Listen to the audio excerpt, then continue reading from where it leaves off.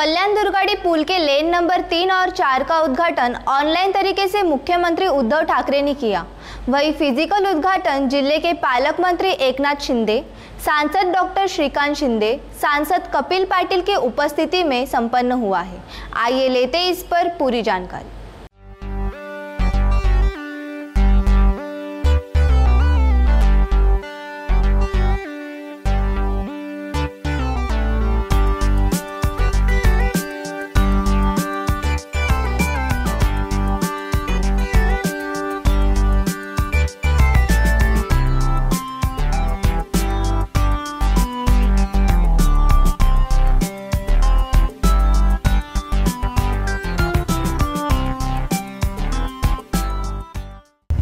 कल्याण साठी हा अतिशय महत्त्वाचा प्रकल्प गेल्या अनेक वर्षापासून या जुना ब्रिज बंद झाल्यानंतर या एकाच ब्रिजवर सगळी ट्रॅफिक चालत होती आणि हा बॉटलनेक झाला होता आणि त्यामुळे वाहतूक कोंडीचा सामना आणि त्रास या सर्व कल्याणकरांना होत होता, या समोरच्या भागातल्या लोकांनाही होत होता।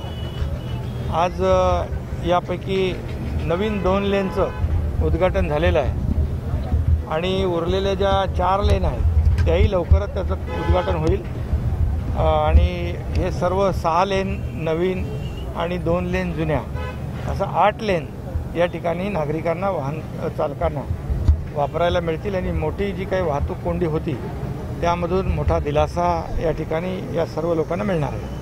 पुल एक बना और इसे बनवाने का दावा करने वाली टीम खड़े हो गए।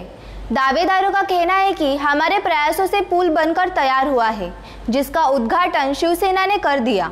एक दावेदार भारतीय जनता पार्टी है, दूसरी मनसे तो तीसरी शिवसेना खुद है। आइए लेते इस कार्यक्रम की कुछ झलकियां। हे ब्रिज मंजूर कधी झालं पत्रकार मंडळींना आपल्याला माहीतच असेल। 2014ला जेव्हा मी खासदार झालो त्याच्यानंतर विधानसभेच्या निवडणुकींना अवकाश होता, विधानसभेच्या निवडणुकाही झाल्या नव्हत्या।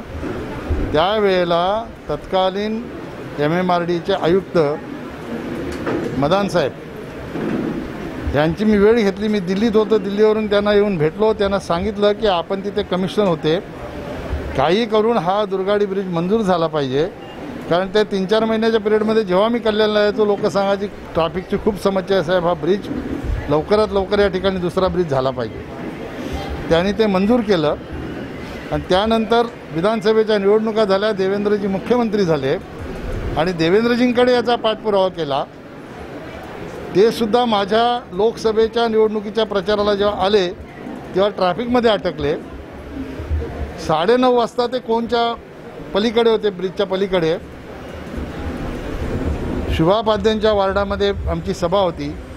जेमतेम ते शेवटचे 2-3 मिनटं असताना पोचले। ते कसे पोचले, त्यांनी स्वतःची गाडी सोडली आणि ते एका कार्यकर्त्याच्या मोटरसायकलवर बसून त्या ठिकाणी पोचले। मी त्यांना सांगितल्याबरोबर ताबडतोब त्यांच्या लक्षात आलं आणि ते बोलले की मलाही या ट्रॅफिकचा फटका बसलेला आहे, म्हणून याचं लवकरात लवकर मी टेंडर काढायला लावणार। टेंडर काढला, त्याचं भूमिपूजनही त्यांनी केलं। त्यावेळेला युतीचं सरकार होतं, महायुतीचं सरकार होतं, हे मान्य जरी असलं तरी मी निश्चितपणाने सांगेन की देवेंद्रजीने हे काम मंजूर केलेलं आहे, याचं श्रेय हे त्यांचं आहे। परंतु ठेकेदार तिकडे योग्य न मिळाल्यामुळे हे काम रखडलं, नाहीतर ते 9 महिन्याचं काम होतं। ते काम पूर्ण होऊन त्यांच्याच हस्ते त्याचं उद्घाटन झालं असतं। आज उद्घाटन होत आहे, हरकत नाही।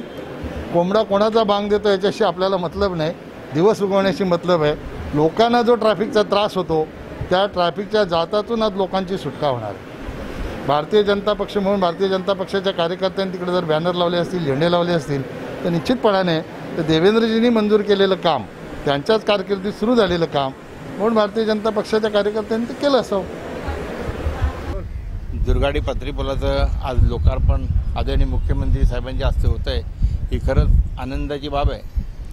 कल्याणकरांसाठी आज जी वाहतूक कोंडी गेल्या कित्येक वर्ष कल्याणकर याचा वाईट अनुभव घेत होते, आज त्यातून सुटका होईल। निश्चितच याचा खूप मला आनंद आहे, कारण गेल्या ज्यावेळेस 2013-12 पासून मी जेव्हा पाठपुरावा करत होतो आणि 14ला कुठे जो निधी मंजूर होऊन तेव्हा टेंडर पण झालं होतं, 86 कोटी आपण या पुलासाठी जेव्हा मंजूर केले। खरं तर मागच्या 5 वर्षातच याचं लोकार्पण व्हायला हवं होतं. 5 वर्ष तर फुकटच गेली मागची. आणि त्यानंतर कुठेतरी आज कल्याणकरांना हे वाहतूक कोंडीतून सुटका निश्चितपणे होईल.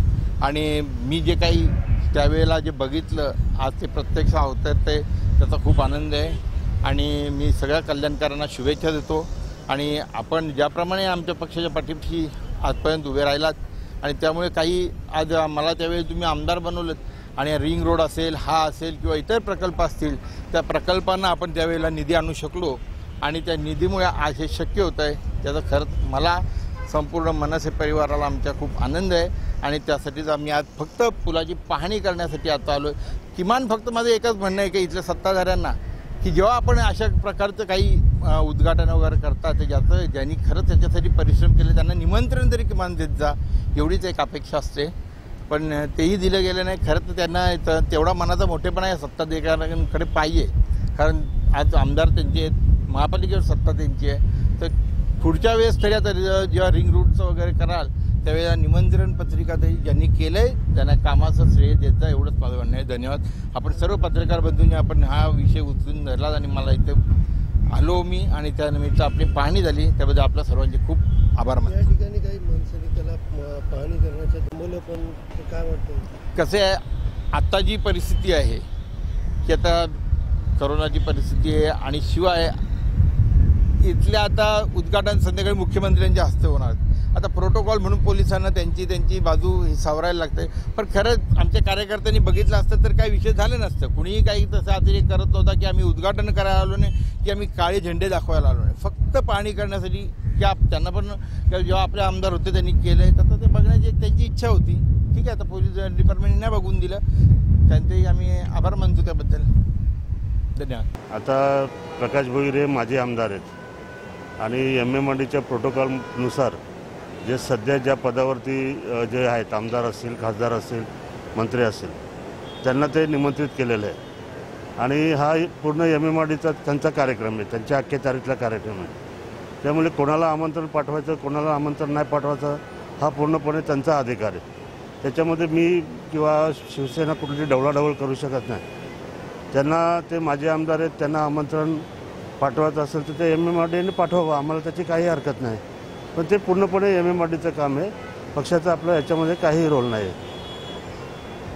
कल्याण दुर्गाड़ी पुल के उद्घाटन का मौका इतना उत्साहवर्धक रहा कि उद्घाटन के मौके में जलसा निकाला गया, जहां ना तो कोई सोशल डिस्टेंसिंग का पालन किया जा रहा था और ना ही मास्क पहने गए थे.